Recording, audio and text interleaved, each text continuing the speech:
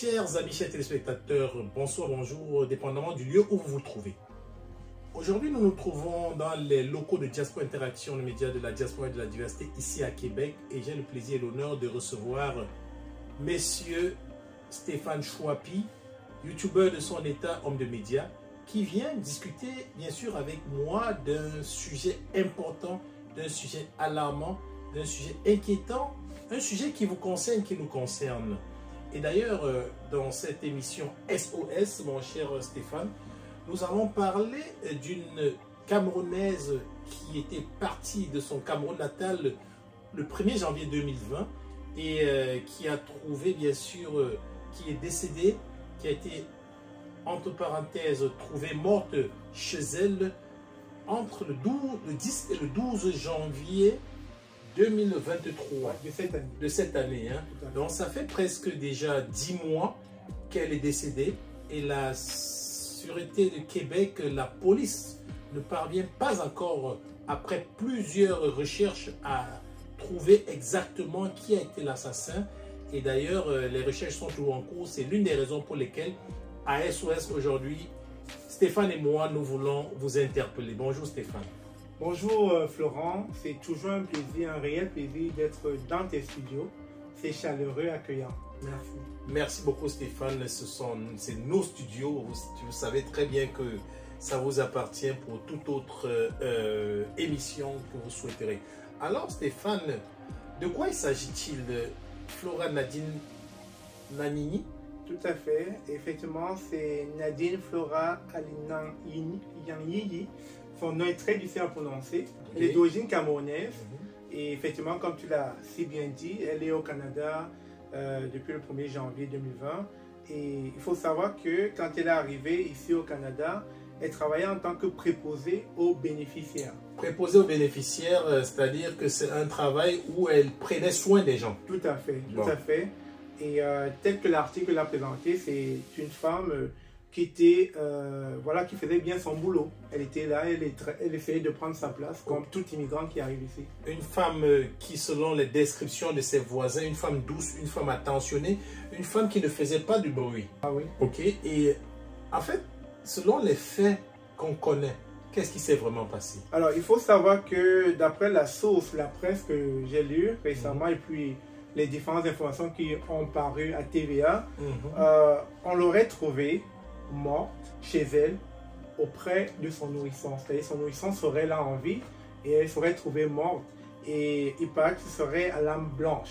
Les gens se demandent sûrement pourquoi aujourd'hui on en parle alors que ça fait déjà 10 mois. On vous rappelle juste que c'est parce que jusqu'à présent il n'y a pas encore eu on n'a pas encore trouvé le meurtrier. Alors Stéphane, actuellement comment ça se développe? Qu'est-ce qui s'en vient et comment les choses se passent? Qu'est-ce qu'on peut faire?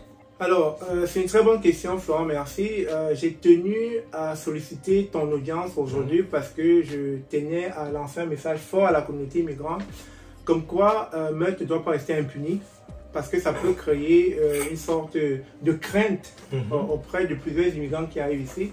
Et dans le but justement d'aider la Sûreté du Québec à avancer dans son enquête, donc j'ai tenu à faire cette vidéo pour attirer, interpeller, qu'afin que tous ceux qui pourraient avoir une idée dans les réseaux, dans les groupes Facebook, etc., ou qui auraient de près ou de loin entendu parler de cette affaire, s'ils pouvaient communiquer avec la Sûreté du Québec, ça pourra faire avancer l'enquête. Déjà, sans plus tarder, Florent, si tu le permets, on va diffuser une des vidéos qui circulent actuellement sur les réseaux que la Sûreté du Québec a bien voulu relâcher au grand public parce que jusqu'à présent, cette vidéo était encore cachée du grand public parce que, étant donné que les enquêtes poursuivent le cours, tu sais que on n'est pas supposé diffuser tout type d'informations qui pourraient mettre en péril l'enquête.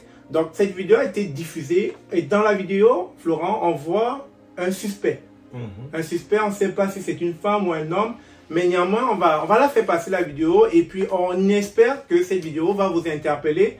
On espère qu'à travers cette vidéo, vous aurez peut-être, je sais pas, des informations qui pourront, je sais pas, subvenir, des informations qui pourront peut-être se réveiller en vous, des indices qui pourraient vous interpeller dans cette vidéo et qui, sûrement, pourra vous permettre d'intervenir et de communiquer avec la Sûreté du Québec, soit en appelant le 911 ou tout simplement en appelant le numéro 1-800-659-42-64. Je répète encore, 1-800-659-42-64.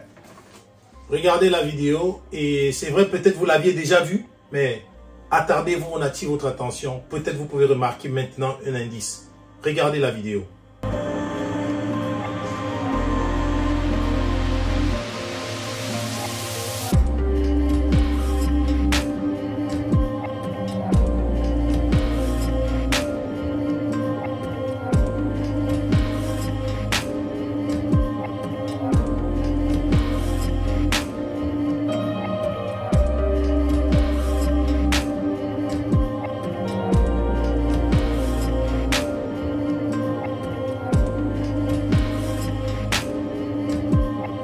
Alors voilà, la vidéo que vous venez de regarder, c'est le suspect numéro 1 de la police de la Sûreté de Québec.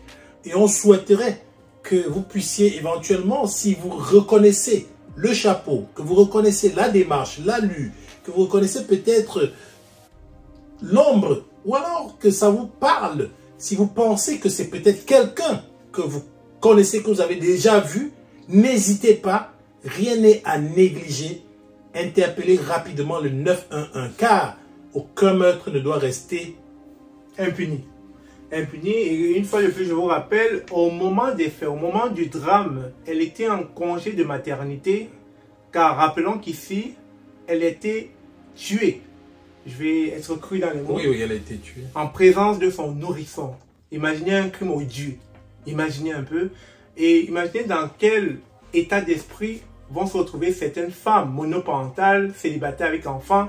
Comment est-ce qu'elles vont se sentir? Est-ce qu'elles vont se sentir protégées? Donc, nous vous interpellons. Aidez-nous à retrouver le suspect. Aidez-nous.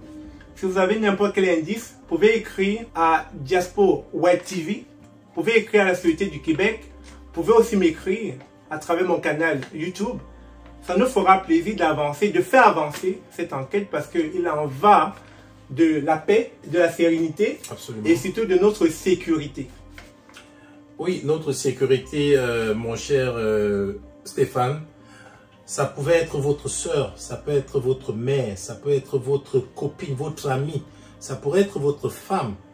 Dites-vous bien que on a toujours l'impression qu'il ne peut pleuvoir que chez le voisin. Non, la pluie peut aussi tomber chez vous et vous souhaiterez qu'on vous aide. Dites-vous que c'est votre situation, que vous aimerez que ce soit résolu. Alors, on vous interpelle. S'il vous plaît, regardez encore cette vidéo. Faites passer cette vidéo dans tous vos réseaux sociaux. C'est à nous de faire notre devoir.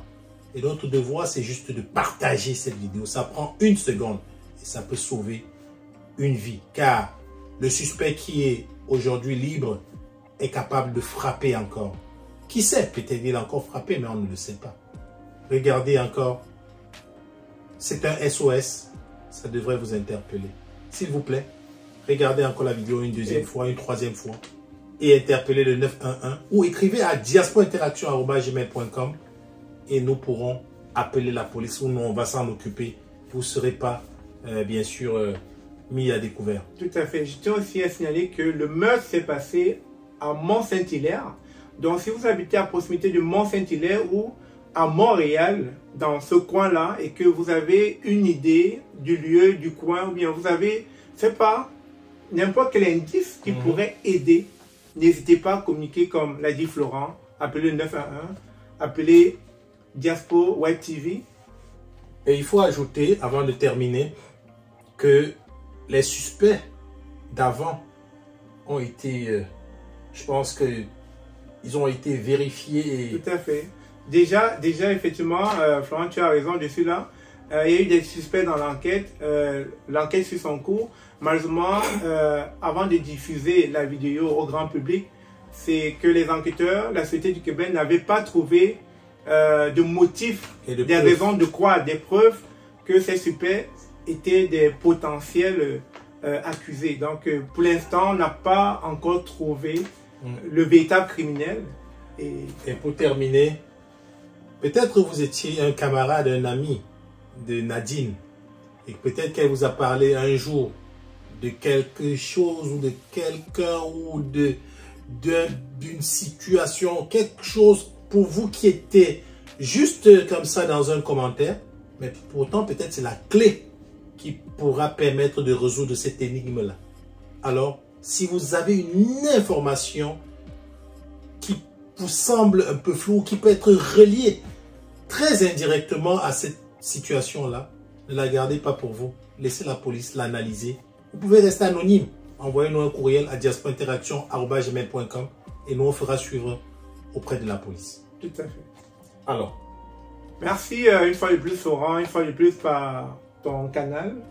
Et aussi, on va en faire une large diffusion dans nos différents canaux, afin que nos abonnés aussi puissent faire une large diffusion pour que ça puisse toucher un maximum de personnes, afin qu'on puisse véritablement retrouver la personne qui aurait commis ce crime odieux, ce crime qui laisse comme une onde de peur, de crainte dans notre chère communauté.